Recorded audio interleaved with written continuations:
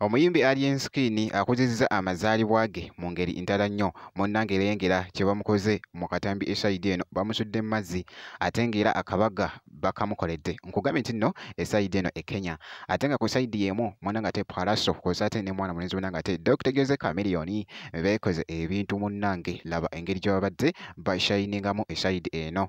Bampita Jaminanti era nga nsinziza ku Jaminanti Yogi era nga ngenda kubeera nga nkutandisaako ko wali ne mwana mulenzi munnange ate Alien Skin. Kakati nno munnange ate Kenya gye tuli esayidi eno.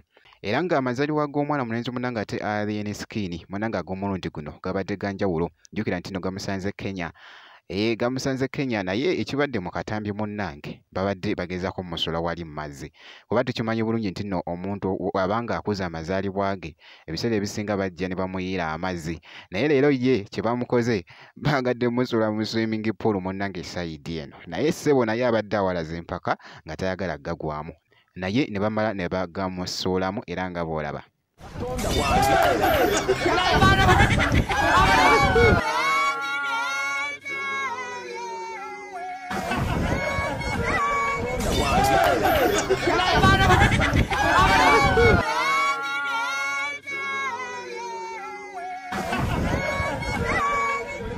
Era ku sayidi y'emu akatambi akabadde kagetenga viral wali ku mukutu gwa TikTok babaddeko ne ka private party esayidi eno ku kirabu emu. Kugambye nti nno e Kenya era nga bakuzizza wali amazaalibwa ge. Nkugambye nti bamwaniriza ate mu ngeri ya njawulo nnyo mwana mulenzi munnange ate Alien Skin.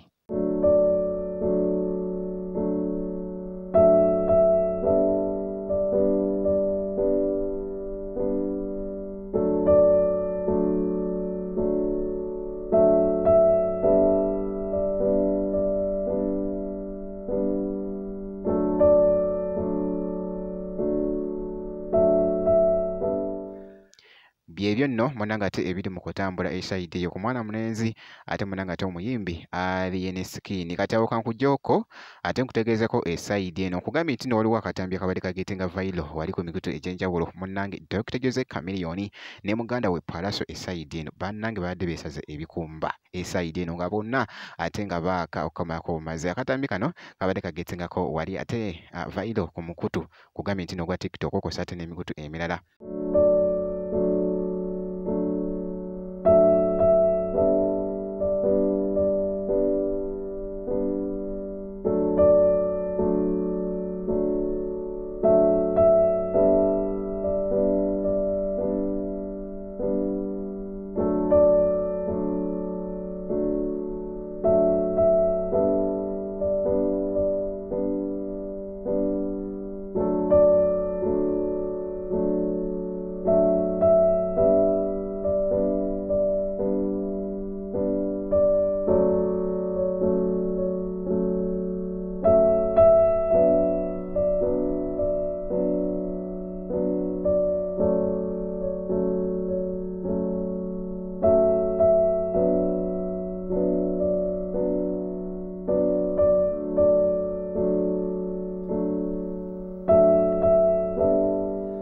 Byebyo nno munnange ate ebiri mu kutambula esayidi eyo ku mwana mulenzi munnange ate Pallaso n'omuyimbi munnange ate Chameleone. Ekivulu kya Pallaso nno kyengedde era nga kyengedde wali 17 munnange ate omwezi ogujja wali kigina kubeera nga kitambwira ddala ate munnange ate wali erugogo.